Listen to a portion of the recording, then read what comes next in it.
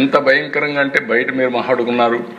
నేను జైల్లో ఉంటే నాకు వచ్చిన వాళ్ళు చెప్పేవాళ్ళు డ్రోన్స్ పైన ఎగరేసేవాళ్ళు. ఎందుకు ఎగరేశారంటే వేరబోటు చూడడానికి అని చెప్పేవాళ్ళు. భయంకరమైన వాతావరణం. అప్పుడే పవన్ కళ్యాణ్ కూడా బయలుదేరి హైదరాబాద్ నుంచి వస్తే రానీయకుండా దారంతా అడ్డం పెట్టి ఎక్కడెక్కడో చెప్తే రోడ్డు మీద పడుకొని తర్వాత బాలకృష్ణ గారు పవన్ కళ్యాణ్ గారు వచ్చి నన్ను కలిసే పరిస్థితికి వచ్చారు. వీళ్ళు నేను ముందుగానే చూడాలనుకుంటే రానియకపోతే లాస్ట్లోకి వచ్చి జైల్లో చూసే పరిస్థితి వచ్చింది. ఇలాంటి సంఘటనలు ఒకటి కదా దేశం మర్చిపోలేం. నాకు ఏదైనా కోపం ఉంటే కక్ష తీర్చుకోవాలంటే ఫస్ట్ డే నేనే అరెస్ట్ చేసి ఉండాలి. మీరు గుర్తుపెట్టుకోవాలి. నాది కక్ష రాజకీయం కాదు. మళ్ళీ మళ్ళీ చెప్తున్నా.